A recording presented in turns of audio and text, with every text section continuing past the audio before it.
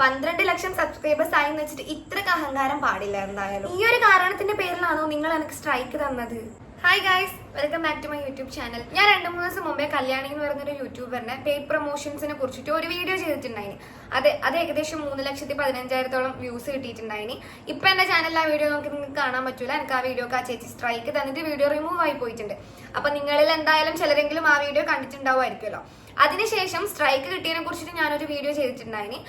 അതോടുകൂടി ഈ ഒരു ടോപ്പിക്കിനെ കുറിച്ചുള്ള വീഡിയോ നിർത്താം എന്നാണ് ഞാൻ വിചാരിച്ചത്. ഈ ഒരു വീഡിയോ ഇങ്ങനെ കൊണ്ട് നടന്നിട്ട് ഓരോ കണ്ടന്റായിട്ട് ചെയ്യണം എന്നുള്ള ആഗ്രഹം എനിക്ക് ഉണ്ടായിട്ടില്ല. സോ ഞാൻ അതുകൊണ്ട് തന്നെ നിർത്താം എന്നാണ് വിചാരിച്ചത്. അങ്ങനെ ഇരിക്കുമാണ് ആ ചേച്ചിന്റെ വീഡിയോയിൽ ഇപ്പോൾ ഒരു ലൈവ് വന്നിട്ടുണ്ട്, പിന്നെ ഒരു വീഡിയോ കൂടി അപ്ലോഡ് ചെയ്തിട്ടുണ്ട്.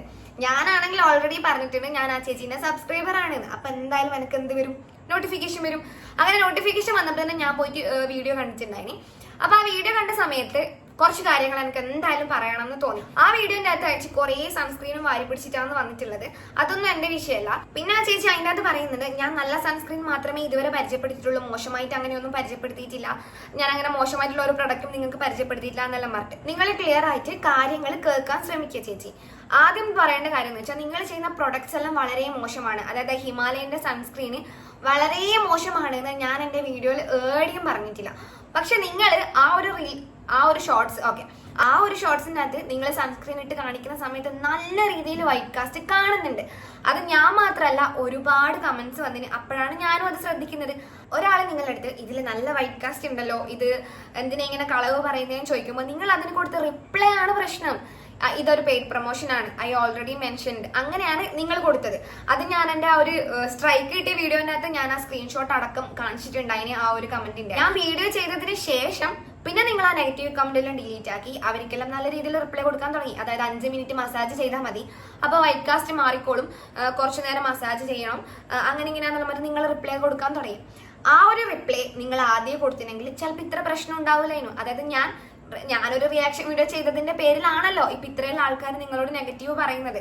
അപ്പൊ ആദ്യമേ നിങ്ങൾ അങ്ങനത്തെ ഒരു കമന്റാണ് ചെയ്തതെങ്കിൽ ഞാൻ അത് ജസ്റ്റ് നോക്കി പോവുമായിരുന്നു. പക്ഷെ നിങ്ങൾ കൊടുത്ത ആ ഒരു കമന്റ് ആണ് ഞാൻ അങ്ങനെ ഒരു വീഡിയോ ചെയ്യാൻ കാരണവും നിങ്ങൾക്ക് ഇത്രയൊക്കെ നെഗറ്റീവ് കിട്ടാൻ കാരണവും. നിങ്ങൾ നിങ്ങളുടെ സബ്സ്ക്രൈബേഴ്സിനോട് ഒരു ജെന്യുവിനിറ്റിയും കാണിക്കുന്നില്ല എന്നുള്ളത് എനിക്ക് ആ കമന്റ് കണ്ടപ്പോൾ മനസ്സിലായി. അതുകൊണ്ട് മാത്രമാണ് ഞാൻ അതെടുത്തിട്ട് വീഡിയോയും ചെയ്തത്. നിങ്ങൾ ഇപ്പൊ അപ്ലോഡ് ചെയ്ത വീഡിയോനകത്ത് പറഞ്ഞിട്ടുണ്ടായിരുന്നു പുതുതായിട്ട് വന്ന യൂട്യൂബേഴ്സ് നമ്മളെ വെച്ചിട്ട് റീച്ച് ഉണ്ടാക്കാൻ നോക്കുന്നു, അതായത് റീച്ച് ഉള്ളവരെ വെച്ചിട്ട് റീച്ച് ഉണ്ടാക്കാൻ നോക്കുന്നു. ഞാൻ ഒരു കാര്യം പറയട്ടെ ചേച്ചീൻ്റെ അടുത്ത്, ചേച്ചി യൂട്യൂബ് തുടങ്ങിയപ്പോൾ തന്നെ 1 ലക്ഷം സബ്സ്ക്രൈബർ ഉള്ള ആളോ അല്ലെങ്കിൽ ഇപ്പൊ 12 ലക്ഷം സബ്സ്ക്രൈബർ ഉള്ള ആളോ ആയിട്ടല്ലോ വന്നത്. ഇതുപോലെ ഒന്നിൽ തുടങ്ങിയിട്ടാണ് നിങ്ങളും ഇപ്പൊ 12 ലക്ഷത്തി ചില്ലറ സബ്സ്ക്രൈബേഴ്സിൽ എത്തിയത്. അതുപോലെ തന്നെയാണ് ഞാനിപ്പോ തുടങ്ങിയത്രേ. ഞാനും മെല്ലെ ഓരോ വീഡിയോസ് അതായത് റിയാക്ഷൻ വീഡിയോസ് അല്ല, ഞാൻ എന്റേതായിട്ടുള്ള ഓരോ വീഡിയോസ് അപ്ലോഡ് ചെയ്ത് തന്നെയാണ് ഏകദേശം 15,000-അടുത്ത സബ്സ്ക്രൈബേഴ്സ് ഞാൻ ഉണ്ടാക്കിയെടുത്തത്. എന്റേതായ കണ്ടന്റുകൾ അപ്ലോഡ് ചെയ്തിട്ടാണ്, അല്ലാണ്ട് റീച്ച് ഉള്ളവരെ വീഡിയോ എടുത്തിട്ട് ചെയ്തിട്ടല്ല ഞാൻ അപ്പോഴേ ഇത്ര സബ്സ്ക്രൈബേഴ്സിനെ ഉണ്ടാക്കിയത്. അതൊരു കാര്യം. പിന്നെന്ന് വെച്ചാൽ നിങ്ങൾ പറയുന്നുണ്ട് റീച്ച് ഉള്ള ആൾക്കാരെ വീഡിയോ എടുത്ത് വെച്ച് ചെയ്തിട്ട് റീച്ച് ഉണ്ടാക്കാൻ നോക്കുന്നത്. അങ്ങനെ മലയാളം യൂട്യൂബേഴ്സിന്റെ ഇടയിൽ ഏറ്റവും കൂടുതൽ റീച്ചുള്ള ഒരാൾ നിങ്ങളല്ല.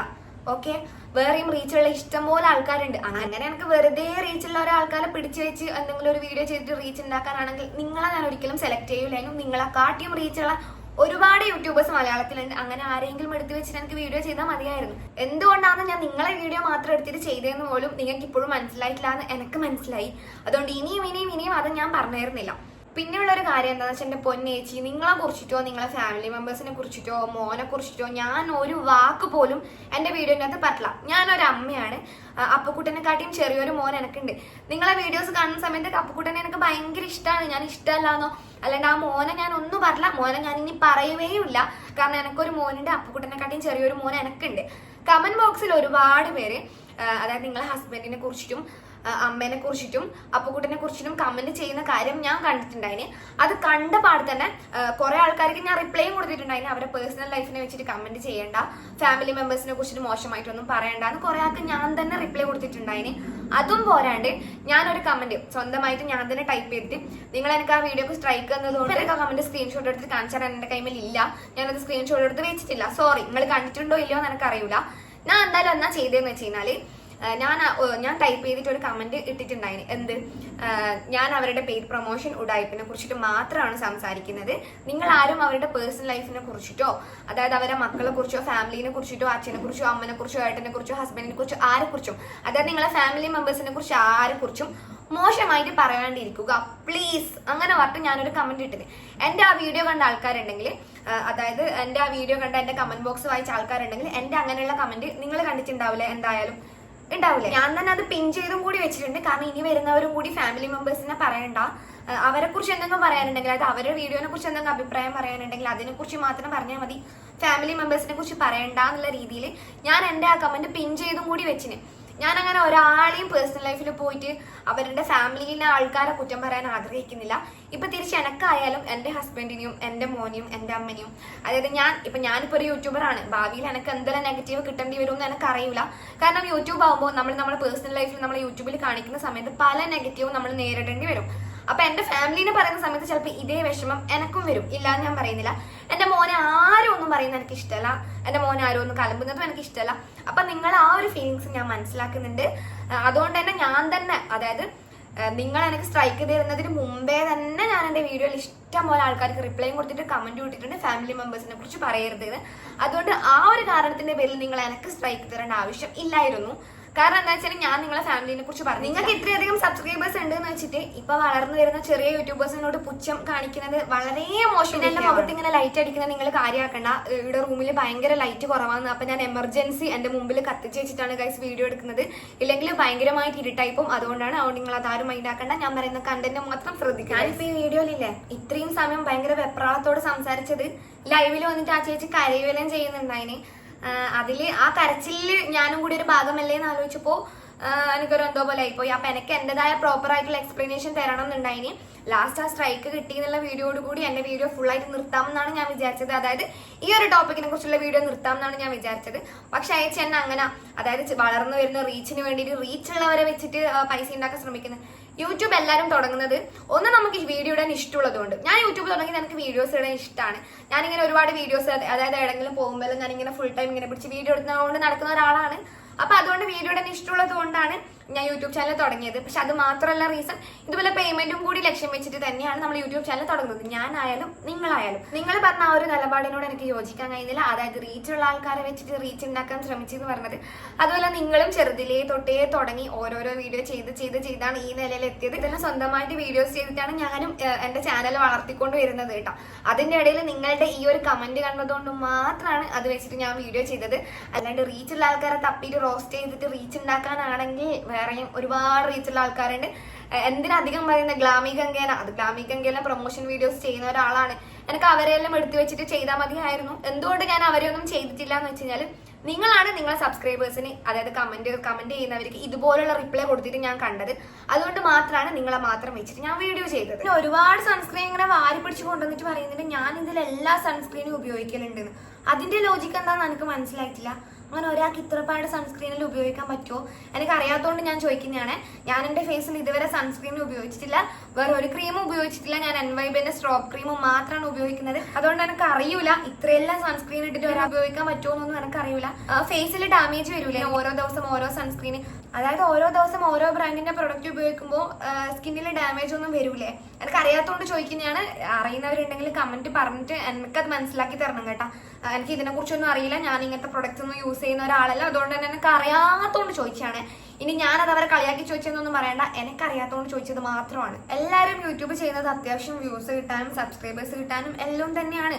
അപ്പൊ നമുക്ക് നല്ലതായിട്ട് തോന്നുന്ന കണ്ടന്റുകൾ എടുത്തിട്ട് നമ്മൾ വീഡിയോ ചെയ്യും അല്ലെ? അപ്പൊ എനിക്ക് ഇതൊരു ഓക്കെ, ഇതെന്തിനാ ഇവരിങ്ങനെ സബ്സ്ക്രൈബേഴ്സിനോട് ഇങ്ങനെ ചെയ്യുന്നത് എന്നുള്ളൊരു തോന്നലാണ്. അപ്പൊ ഞാൻ അതെടുത്തിട്ട് വീഡിയോ ചെയ്തേ ഉള്ളൂ. അപ്പൊ അതിന് അവരിങ്ങനെയെല്ലാം പറഞ്ഞു റീച്ച് ഉള്ളവരെ വെച്ചിട്ട് റീച്ച് ഉണ്ടാക്കാൻ നോക്കുന്നതെന്ന്. ഞാൻ കാരണമാണ് നിങ്ങൾക്ക് ഇങ്ങനെ വിഷമം ഉണ്ടായതെങ്കിൽ ഞാൻ നിങ്ങളോട് സോറി പറയുന്നുണ്ട്. പക്ഷെ ഞാൻ എന്റെ നിലപാടിൽ ഇപ്പോഴും ഉറച്ചു നിൽക്കുന്നുണ്ട്. ചേച്ചി നിങ്ങൾക്ക് എന്റെ അടുത്ത് എന്ത് ദേഷ്യം വന്നാലും കുഴപ്പമില്ല.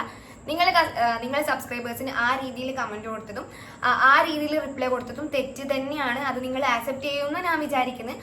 അങ്ങനെ നിങ്ങൾ പറഞ്ഞത് തെറ്റ് തന്നെയാണ്. നിങ്ങൾ ചിലപ്പോൾ ഇത്രയും സൺസ്ക്രീൻ ഇട്ട് നടക്കുന്ന ഒരാളായിരിക്കും, എല്ലാ സൺസ്ക്രീൻ ഉപയോഗിക്കുന്നുണ്ടാവും. നിങ്ങൾ പെയ്ഡ് പ്രൊമോഷൻ ചെയ്യുന്ന പ്രൊഡക്ട്സ് ഒന്നും മോശവും ആയിരിക്കൂല. പക്ഷെ നിങ്ങൾ അതിന് കൊടുത്ത മറുപടി, ഏത് രീതിയിലാണ് നിങ്ങൾ സബ്സ്ക്രൈബേഴ്സിനെ ട്രീറ്റ് ചെയ്തതെന്നുള്ളത് മോശമാണ്. അതൊരു തരത്തിൽ അവരെ പറ്റിക്കല് തന്നെയാണ്. അപ്പൊ അതിൽ ഞാൻ ഇപ്പോഴും ഉറച്ചു നിൽക്കുന്നുണ്ട്. ഇപ്പോഴും എപ്പോഴും ഞാൻ അതിൽ ഉറച്ചു നിൽക്കുന്നുണ്ട്. പിന്നെ എനിക്കൊരു കാര്യം കൂടി പറയാനുണ്ട്. എന്നെ ഒരുപാട് പേര് ഈ ഒരു പ്രശ്നത്തിൽ സപ്പോർട്ട് ചെയ്ത ഒരുപാട് പേരുണ്ട്. യൂട്യൂബേഴ്സ് ആയാലും നിങ്ങൾ സബ്സ്ക്രൈബേഴ്സ് ആയാലും എന്നെ ഒരുപാട് സപ്പോർട്ട് ചെയ്തിട്ടുണ്ട്. എൻ്റെ ഒപ്പരം സപ്പോർട്ട് ചെയ്യുന്ന എൻ്റെ ഒന്നിച്ചുണ്ട് എന്ന് എന്നോട് പറഞ്ഞതിൽ എനിക്ക് ഭയങ്കര സന്തോഷമുണ്ട്. ഞാൻ വിചാരിച്ചതില്ലേ, അതായത് അവർ അത്യാവശ്യം കുറച്ച് സബ്സ്ക്രൈബേഴ്സ് ഉള്ള ഒരു യൂട്യൂബർ ആണല്ലോ. അപ്പൊ അവരെ കുറിച്ച് ഞാനിങ്ങനെ ഒരു വീഡിയോ ചെയ്യുന്ന സമയത്ത് എനിക്ക് പൂരത്തെറിയായിരിക്കും എന്നാണ് ഞാൻ വിചാരിച്ചത്. കമന്റ് ബോക്സിൽ എപ്പോഴും അവരോട് ഭയങ്കര ഇഷ്ടമുള്ള ആൾക്കാരെ മാത്രമാണ് കാണല്.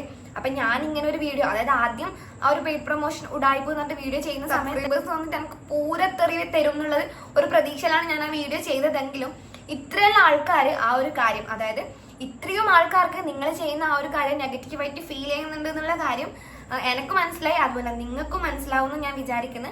പെയ്ഡ് പ്രൊമോഷൻസ് നിങ്ങൾ ഇനിയും ചെയ്യുമായിരിക്കും. അതിപ്പോ നിങ്ങൾ എന്തായാലും നിർത്തുമൊന്നുമില്ല, അതിപ്പോ നിർത്തേണ്ട ആവശ്യവുമില്ല.